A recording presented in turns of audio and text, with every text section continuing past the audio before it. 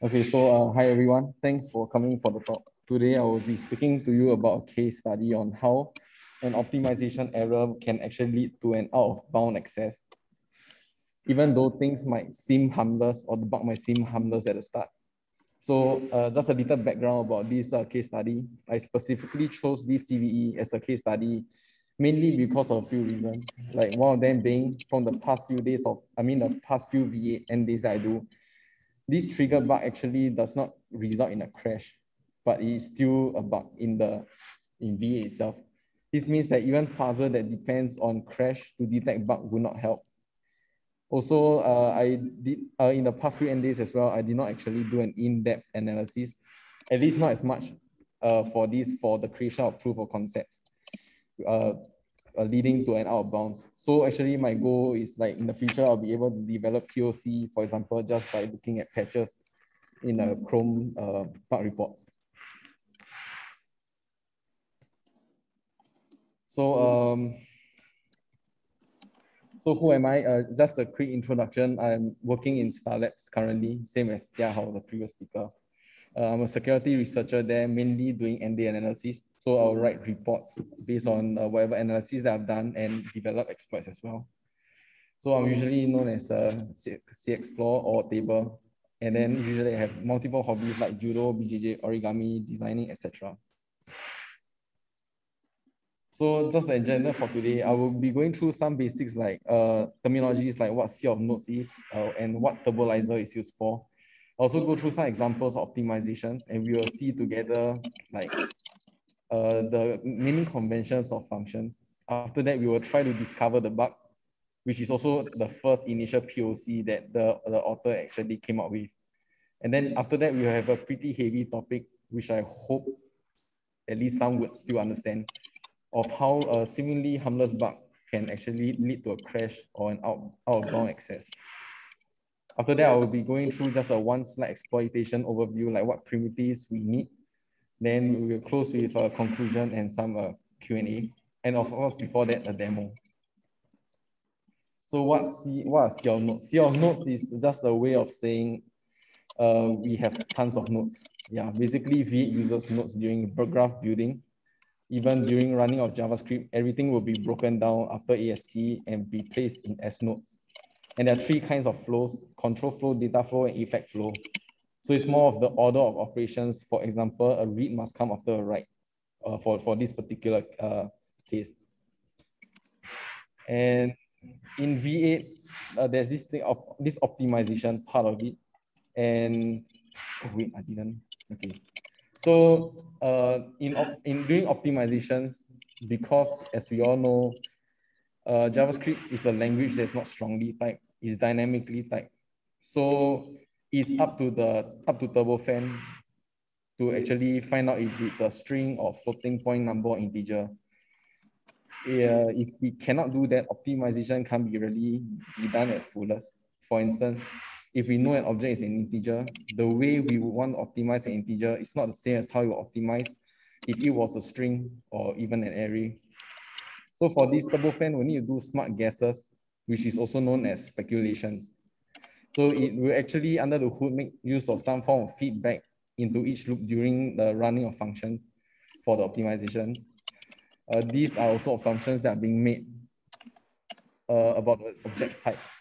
And once it sees that it's consistent each time it runs, it will affirm itself and say that, okay, the object is type X. So in code, we will actually see the following rejects. For example, when you are doing some speculations of type, we have this speculative blah, blah, blah. So an example we would see later is speculative number bitwise n. So it's just speculating that this bitwise n operation is actually dealing with the type number. And next, with types, after we know the types, it is also, because now we know the type, we have more information, we can actually reduce nodes further with more certainty. And these strategies are actually being stored in this thing called the reducers. And this generally contains strategies that's added to the reducer and then eventually be made to run against all the nodes present in the sea of nodes.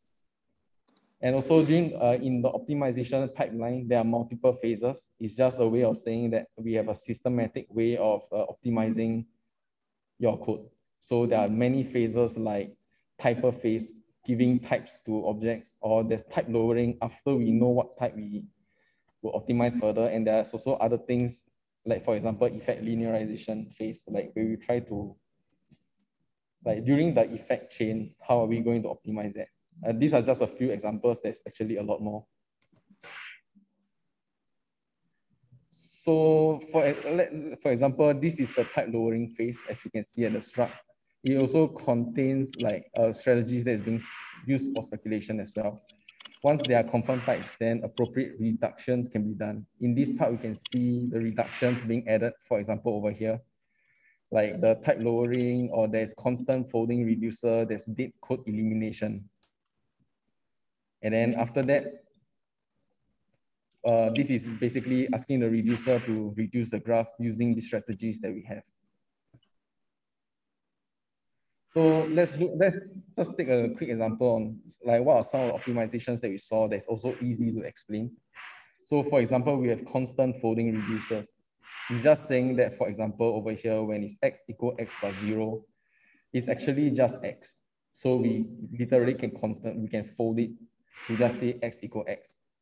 This is the very like layman term, not exactly that, but actually this become redundant because x equal x. You're not wrong, that's under load elimination part, but that will be later on. Then next we have the date code elimination. Basically, it removes like we actually kind of do some sort of live analysis and see if certain variables are still needed or used. Because if those variables are not used, why reduce the time or just be there as a burden? So I'll remove that by date code elimination. And then we also have reductions, for example, the strategies to reduce operators like multiplications, division, XOR, bitwise n, and more. But for now, we are just dealing with bitwise n. And the one optimization that we want to look at for is under reduce word 32n, because this is what deals with optimization for bitwise n. Okay, so one more thing is for optimization, it happens when V8 notice that the engine is running the same piece of code or function many times via the interpreter. The interpreter is actually, if I'm not wrong, called ignition. But when that happens, the function is now hot. Basically, it runs so many times and the engine will so-called have to cool it down with turbofan. And the turbofan in this case is the optimizer, where it converts JavaScript like kind of from the set of nodes into assembly for faster running. And also remember that during for the assembly that's created, only the necessary like guards or safeguards are needed. So that means that our code is reduced even more. And for this example code here, we see that the function is called many times and eventually will be optimized by turbofan. Okay, so we will see more about turbofan in Turbolizer in a little bit, but this is what helps us to visualize sea of nodes. And for this, we can actually, for us to have this like file to put to visualize sea of nodes, we actually most importantly require the trace turbo flag in D8. And D8 is the JavaScript debugger.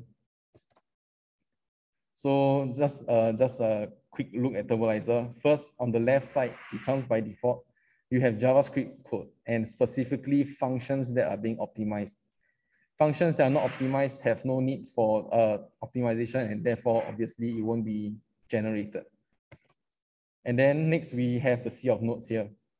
And on the top left, you see the drop-down box. Those are different phases that you have, like I said, the systematic way or order of optimizations. And currently we're at typer. And as you can see, we can see things like range and some type like Boolean and more. And of course, after that, we have our assembly here. Okay, so since we are dealing with bitwise n operation, just a little recap, there'll be some questions later. And for this, as we know, anything with bitwise n 0 gives a result of 0. And of course, if both are 1, we get 1, just like a multiplication. So if we have 3 and 2 equal 2, is that true? In this case, it's true because the workings here. Yeah, so you can see for yourself. So the very first question is, let us be like, if let's say you are the optimizer, and how would you optimize the following? This is the first question, like what optimization will actually take place here? And can you all like explain or rather tell the answer, like what is inside the question marks? We just do a quick 1 minute, and this is the simplest question for now.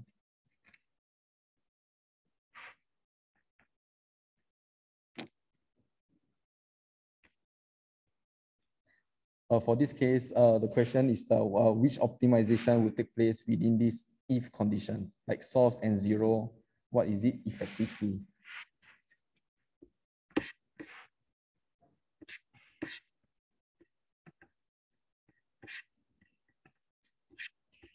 Yeah, yes, so some of you got it correct. It is zero because anything bitwise and zero is effectively zero.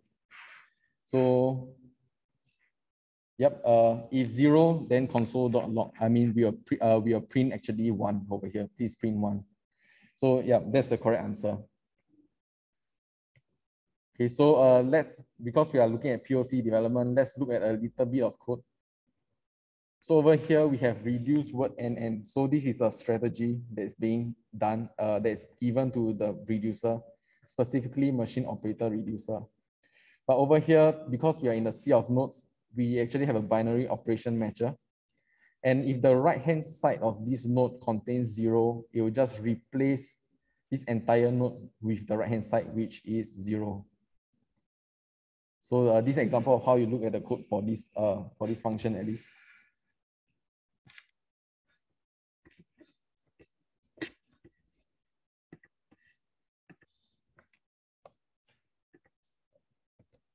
Okay, so for the next one, this is the second question. Also the same question, but it's actually a little bit more complex. But this is something V8 is capable of doing. Again, is there any question, or I mean answers for what optimization this will take place? So if what? And that's the second question.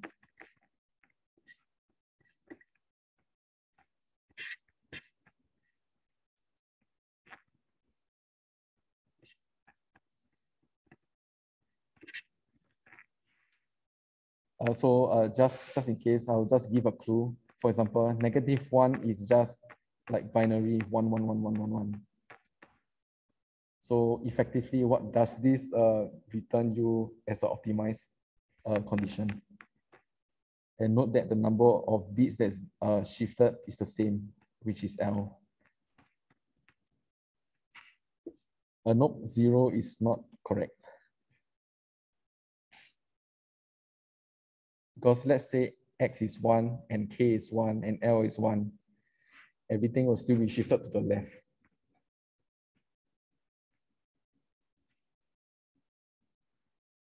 Yeah, and that's correct. Chime. Oh, well, I hope I pronounced it correctly, but that is the correct answer. So,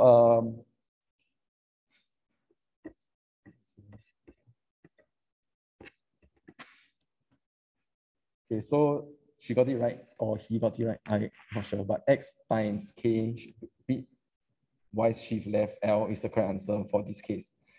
And we will try to look out for that. So what this actually does is, in short, we actually bit shift left by 1 for this case. Like we can see the purple color 0. So for example, L is 1 and we bit shift left by 1. So actually, no matter how many numbers of zeros you bit shifted, it doesn't have no effect. And -1 is technically the same as just being redundant, because anything bitwise 1 is still the same thing. Therefore, we can reduce that to just the left-hand side. So over here, you can see in the comments as well, it's the same thing as what we want to optimize later on. So in V8, we can try to appreciate what they're trying to do. During the optimization for bitwise N, there are some of these simple ones. like x and 0, x and -1, compare and 1, and so on. These are the obvious ones, but they also go to the extent of optimizing those not so obvious cases. So you can see that V8 really love to optimize stuff. No matter what little bits they can find, they just optimize anyway. But what happens after this is when none of these conditions are being found, they will try to do another folding, which looks like the following. So right now there are two bitwise n expressions, and they are all, these two conditions, Boolean, are being n together. So can anyone, this is the last question, maybe the last two, but can anyone suggest what's the equivalent optimization also in a similar format?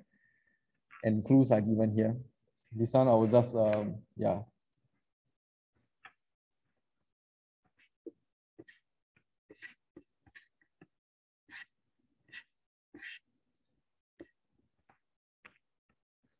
Nope. For this question is in the following: question mark and question mark equal question mark.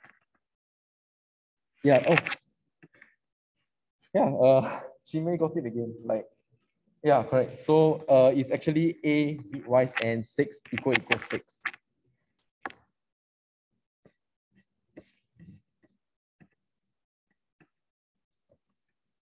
Okay. So this is the answer.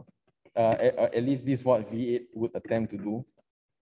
So because like if you see on the left hand side, a and 2 equal 2, and a and 4 equal 4, it means that because a are of the same source, so when you ampersand 2 and ampersand 4, each a should also, they are checking if a actually contain both 2 and 4. And for them to contain 2 and 4, we can do a bitwise OR. So a and 6 equal 6. And this is under assumption that 2 and 4 does not have overlapping bits. And that's just one of the check that they do. If there is, then do not optimize. Yeah, so this code is the one that's responsible to that. So when there's no changes, like I said again, when checking for the previous 3 reductions, then it will detect left and detect the right, which is the 2 different expressions just now, like the a and 2 equal 2 and a and 4 equal 4. And when they detected these two, they would try to combine them together via try combine function. And yeah, so just another question. This is the final question. After optimization, what will get printed out when a is 1? Is it a or is it b?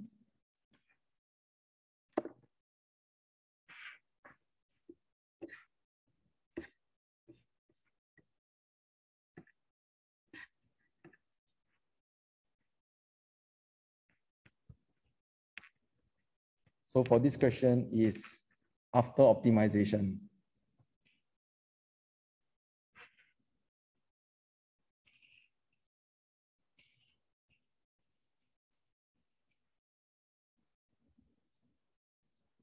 Oh, I just realized Kelvin is the first. What's the complete bit? Let's say it's 1. So when a is 1.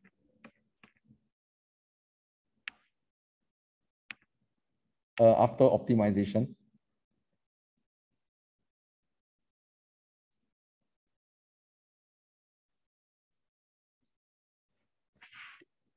Yeah, Chenglong got it right. It's actually A. So this is actually a trick question. This one where I say after optimization. So for those who say B, that's because you're probably sub in the values. And that's what the normal JavaScript interpreter would do. So over here, if you sub as 1 and 1 is indeed 1, but 1 and 2 is actually not 1. So when it's 0, anything bitwise n is 0. Therefore, before optimization, it would have been B. But after optimization, it finds that there's no overlapping bits, and therefore when it tries to do bitwise OR, a and 3 is equal 1. And therefore 1 and 3 is also equals to 1, which is then evaluated as true. And so this is what it looks like let's say in the sea of nodes.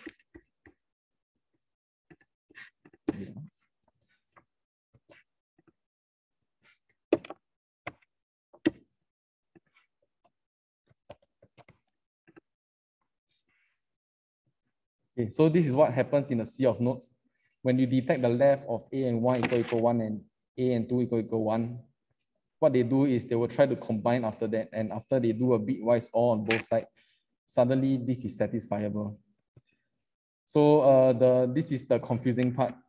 And this is the example of the wrong optimization that we are talking about. Because when it's supposed to be always 0, suddenly it can also be 1. So indeed, this is the POC that was given. I changed a little bit because I littered my entire code with some like print statements. But this is the POC that I roughly edited a little bit. But the reason that this actually occurs is because V8 did not actually check for satisfiability of conditions. This means that, for example, if you look at A and 5 equal 2, it can never be fulfilled. It can never be satisfied because 5 does not contain 2 at all. And 6 does not contain 1 because it's 0, 1, 1, 0. And if we look back at the previous, let's see.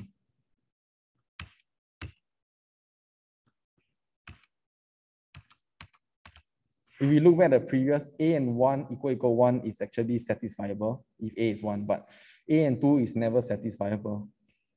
And therefore, that is actually the code that they patch to fix the bug. So for this case, this whole expression here becomes A and 7 equal 3. And so when A is 3, it's suddenly giving a wrong optimized answer. So the thing about this now is the bug actually appears harmless, although I can change the value, but then there's no like real out of bound potential on the first glance. And for this will get a little bit more heavy. This will get a little bit more heavy, and I will try to just brief through this, just to let you all have a feel of what it might feel like for the POC development to OOB. Okay, so for this case, the main idea is to break check bounds. For example, when you create an array, it creates check bounds, this node, and it contains the range. So if we can trick the typer into thinking it is actually if of one range, but the actual number of elements of array that is being created is less than that. So this is a way to break a check bounds, which was also used here. And of course, the path to this optimization should not be broken. We do not want to break that. Turbofan should already consume X and Y equal 1 during the optimization as well. So there's some sort of a timeline here. While the typer think that X is equal 0 and Y equal 0. And that's what we need to so-called train the typer for them to think that X is 0 and Y is 0. After that, we can create an array with the broken check bounds, which can lead to OOB. For this case, I won't be covering the typer hardening bypass, but if they make use of this, which is currently patched already for the out of bound access, actually might not be read. Yeah, but it leads to read. And the heavy use of Turbolizer. So Turbolizer will be your best friend. So this is the POC that is provided or created by ManFP. I mean, this user on Twitter. And this was when I messaged him after the end-day analysis, he actually gave me a bit more insights on what he actually had. So there's actually a lot of source code reading. There's a lot of Turbolizer being used, which is the visualizations. And then there's also trial and error and also luck component according to him. So again, this might look a bit intimidating, but I will try to brief through the step-by-step together with Turbolizer output. Yep. It's okay if you don't understand in the end, but this is just to get a feel. Okay, so we have to determine the goal for the out of bound. Like at the current point, although the number is different, the check bound range shows that our value are still within range, but we need to break the check bound range so we can access outside of the bounds without triggering exception. Basically, we do not want a violation.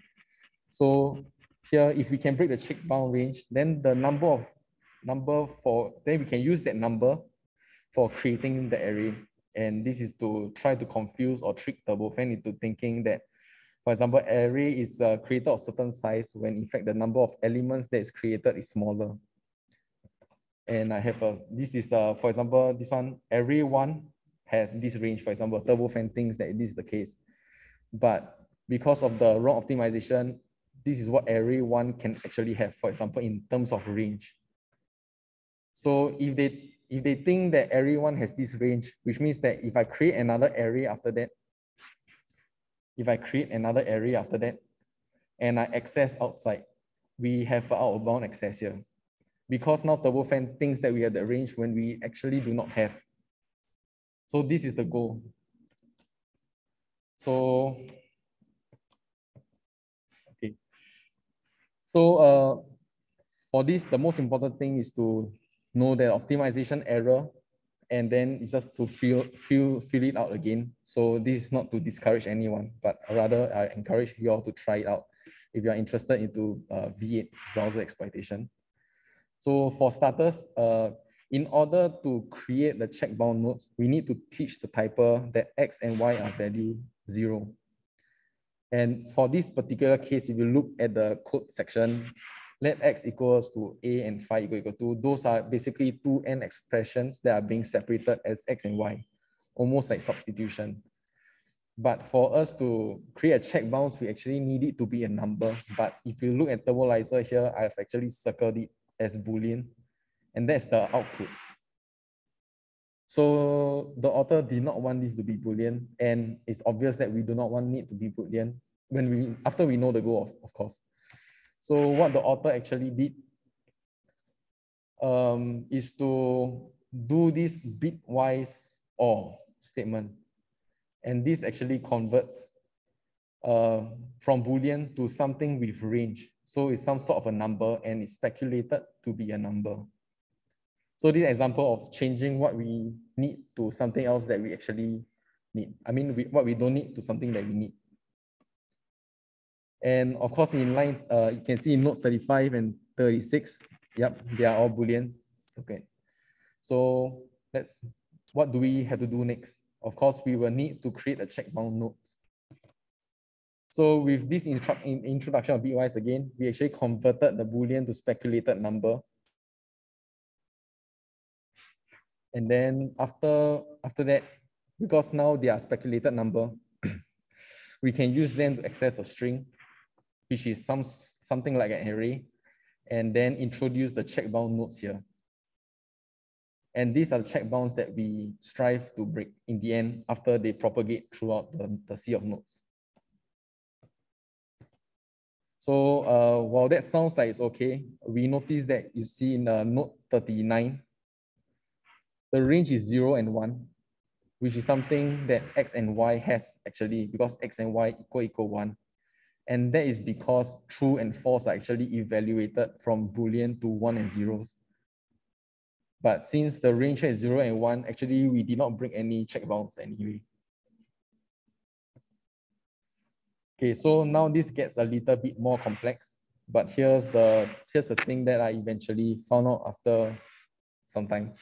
And it's also being reported in the report, but I read it after like attempting to really dive deep.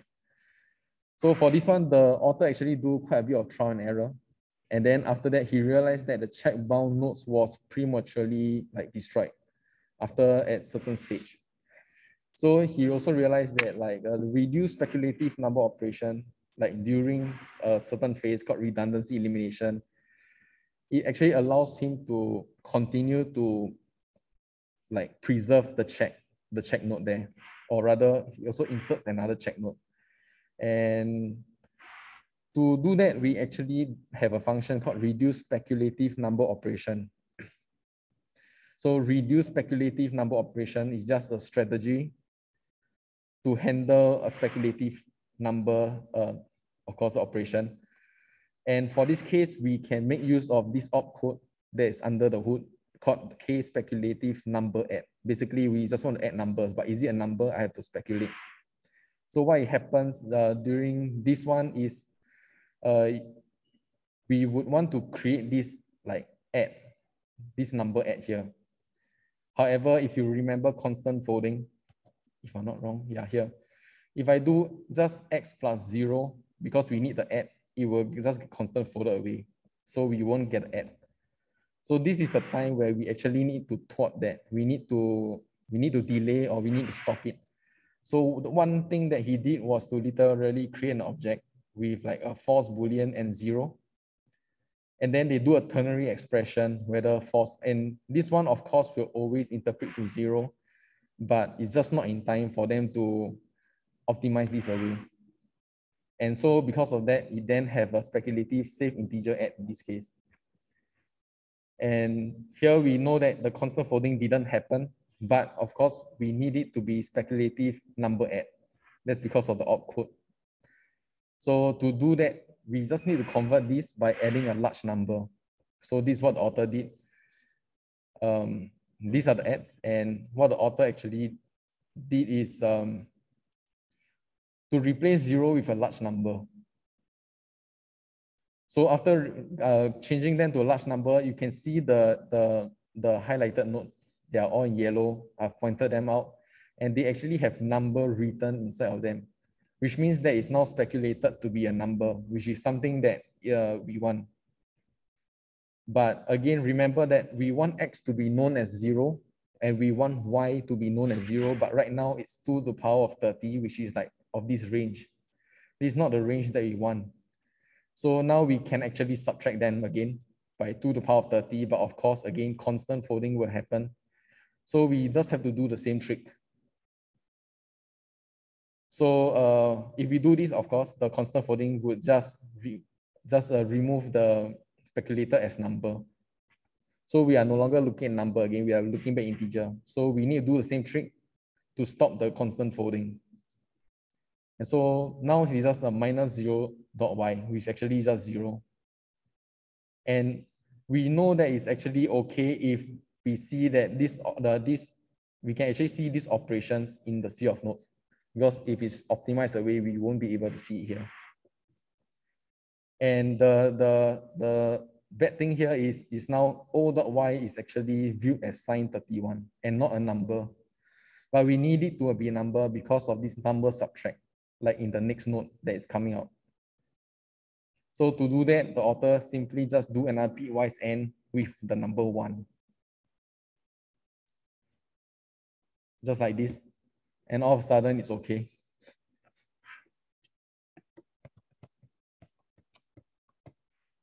Just give me a moment. And here's the output. Like after the addition, right now we have a range of -1 and 1. So x and y both contain this value actually. This is just I think just one of the statements. So for this case, now we can think about manipulating the range. Manipulating the range.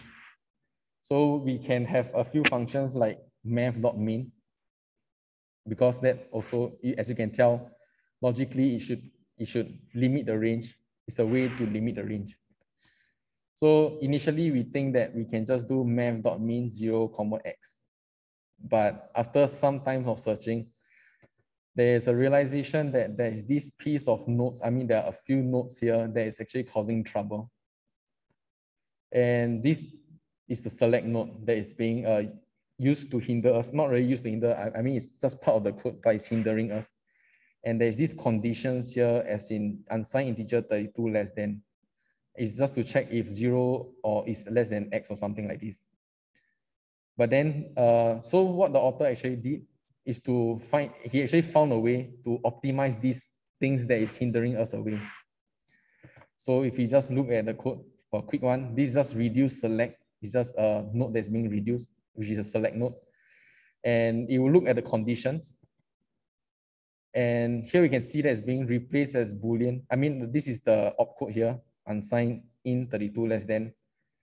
It finds that if the left-hand side is actually the maximal unsigned in 32 value, it would be replaced as false, which would then be optimized away later.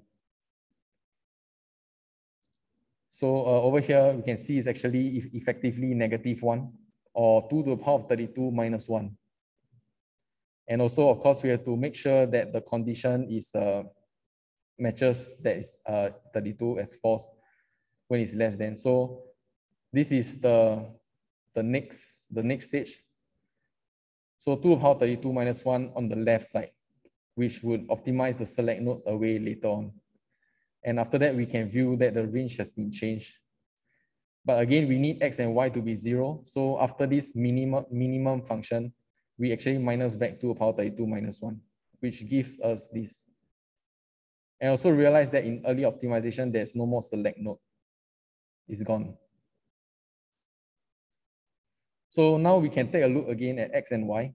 I mean, that's the wrong optimization. We now see that indeed now there's a value 0 here and negative 2147, just the very big number.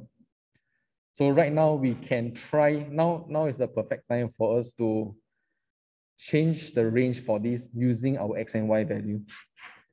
So what the author did is to do a max of -1. So you can see the range is changing from -2147 blah blah blah to 0 and changed it to range -1, 0. And this is what Turbofan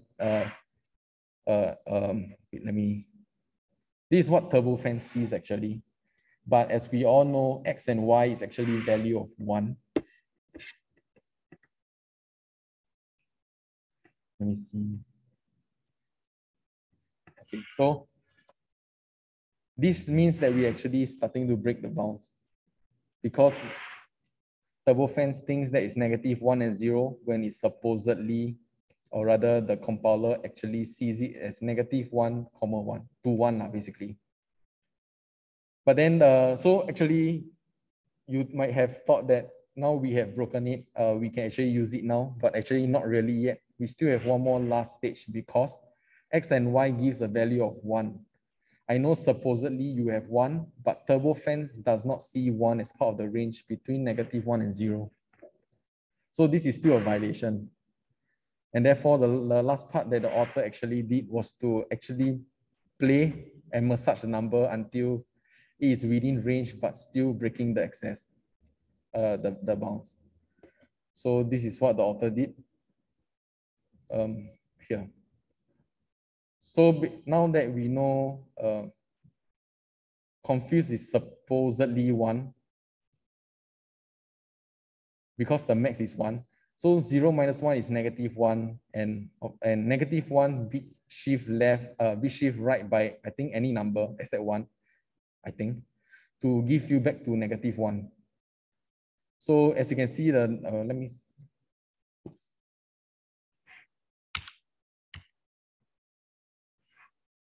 So for this one, if you see the top left, the highest indication was -1 and 1. And after bringing it down, we have the range of -1 and 1, but Turbofan look at it as 0, 0. And finally, after the shift right, we get that they will still think that it's 0, 0, but actually my range is now -1, and my x and y, the confused value actually is now -1, and therefore there's no violation as far as Turbofan is concerned. But the actual number actually, when you want to use this number, is actually -1. So this is the flow of how it actually hit the how we actually broke it and make it usable. So this is the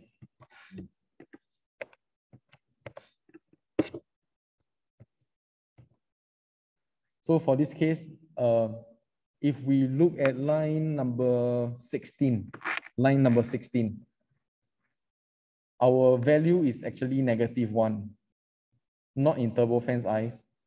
In the actual creation of this value here, confused is -1. So in line 16, after whatever operation is done, confused is actually just the number 3. But when I use this confused value to create a new array to create its size, it only creates 3. But Turbofan thinks that if you look at 16 again, Turbofan will think that 1 plus 0 is 1, 20 times 1 is 20, and then 20 plus 3 is 23. So Turbofan, if you look at the C of node, this node here, we see that its range is 23 to 23. Basically just saying that this array has 23 elements, but in fact, only 3 are created. So now if we create more array after that, then we can use this array to access our bounds. And that is where we have the crash. Yep, so with that, that's about the heaviest part that I want to talk about. And I hope that it's not too complicated. At least a bit more understandable, or you'll get the flow. And of course, after these out of bounds, then I will just talk about some of the primitives that are usually very common, and it's more or less things that we need. So the first one is the address of, where we give our own function, the address of function, it should link the address of the created object. And then for this one, the author have also a map leaker, which is needed to create fake objects, because we need a valid values. V8 actually does check for a lot of things. So we can link map values, and map are usually the structures that's describing an object. For example, is it an array? Is it an integer? Is it a map? And then we have a fake object where we can put in a desired address, and you would return an object with pointer pointing to the address. And then we also need an arbitrary read, where we put our own address and it reads out value from there. And of course, after that, we need the read-write executable memory region link. Usually also thanks to WASM instance, which is also very easily created. We can write the shellcode to the read-writable executable region also after some corruptions. And after that, execute evil. I mean the function that WASM has pointed to the read-write executable memory region. So this is just a quick demo. Not much changes, and all it does is to just pop out an Xcount on Linux Ubuntu. Oh yeah, this does not bypass sandbox, so we need the no sandbox flag. And after creating a Python server hosting my HTML containing that malicious script, and this proves that actually you can have code execution going on in the process. I think without the sandbox. Okay, so in conclusion, I'm not sure if I took a long time, but in conclusion, V8 like to speculate many things based on what the code is running, based on what you run. V8 really love to optimize stuff. I mean, we appreciate, or rather I appreciate what V8 is doing, but when you want to develop exploit, it can be a pain because it's just optimizing things that sometimes you need and sometimes you don't need. And then there's also, of course, wrong assumption or speculations can give rise to error. And this can also lead to this problem called type confusion. But for this case, it's just an escalation. And then Turbolizer, really strong, indispensable tool for visualizing nodes, either creation or after, if you compare, you realize that certain nodes are taken away. And if you need that nodes, you just re-implement or reintroduce those nodes. Therefore, it's very, very strong tool. And of course, I hope we get the feel of the possible route of POC creation for V8 bugs in Turbofan, mainly the optimizer. So thank you for your time. Is there any questions?